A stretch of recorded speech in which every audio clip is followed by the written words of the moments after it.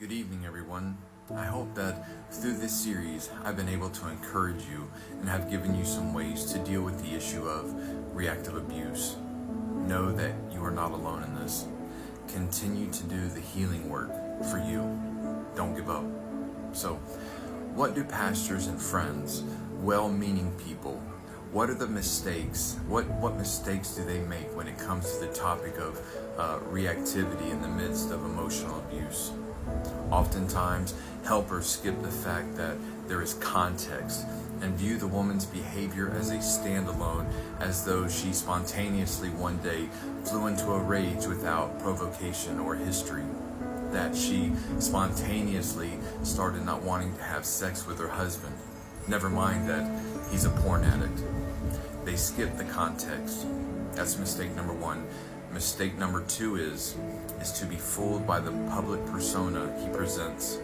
Now this one is tough because the way all of us go through life, you couldn't function if you didn't. The way all of us go through life is we trust what our eyes see.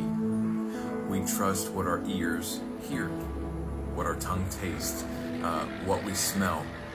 We trust our own senses. And so if your only view, let's say your only view of me is that I'm a good guy, I show up to work on time, I participate well, I do my job with skill, I'm pleasant with you. If that's your only view of me, and now someone else in my life comes to you and says, oh, but you've got to believe me. At home, he rages and just spews. The truth is, it's going to be hard for them to counter the view you've already got of me, because you've experienced me and you trust what your eyes have seen and what your ears have heard, because that's what we do. And so that's your uphill battle, you coming into a space where he already has reputation, you saying, please believe me, you've missed something. This is why doing intensive work with a coach, a counselor, or a therapist is so very important for the both of you, if he is willing, because then they can see the bigger picture. He may jump up in the middle of a 1-hour session and he doesn't come back. They may say, does he do this at home? Yes, all the time. Or when he flips the script, or when he blame shifts. So does this happen at home too? Yes, all the time. Anyways, for the whomever you're seeking help from, they need to seek more information. They need to listen to what you are saying. If you choose to get help, it is wise for each of you to meet with whomever alone at first, then come together. Don't just go to counseling together in the beginning.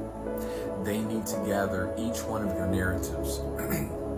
And then when you guys come together, it will be very interesting to hear that you both have been through this conversation, but remembered it very differently,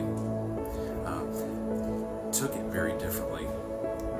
What usually happens, he will get quickly agitated, and he may possibly even blow up over what he experiences.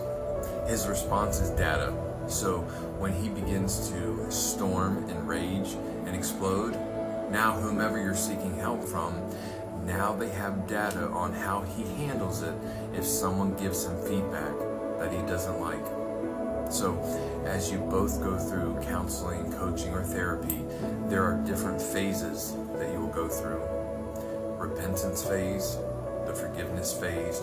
Now you're working on trust rebuilding. In this phase, human beings, being what we are, it's probably unlikely that he will get it 100% right. So what's as important as him getting it all right is how he handles it getting it wrong.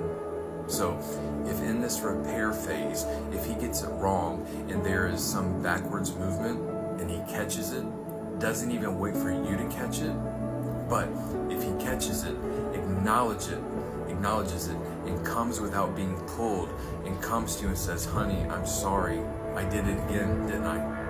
I just heard those words come out of my mouth again. I really got this wrong. No excuses. I'm sorry. Please forgive me. This is such a different data set than being in the same position when he gets it wrong and doesn't catch it, doesn't acknowledge it. You come to him and say, see, you did this again. Then he explodes. So whoever you are seeking help from, they must really take their time and really make sure that they understand what is truly going on, understanding the patterns. Guys, we're going to stop here. We will wrap this series up tomorrow night. If this has hit home for you, please go back and listen to this series again.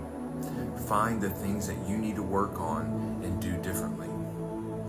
Find the right coach, counselor, or therapist to walk this journey with you. You don't have to do this alone.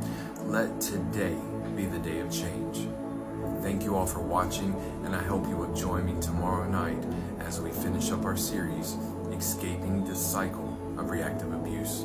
I hope you all have a wonderful night. I love you guys. Be encouraged.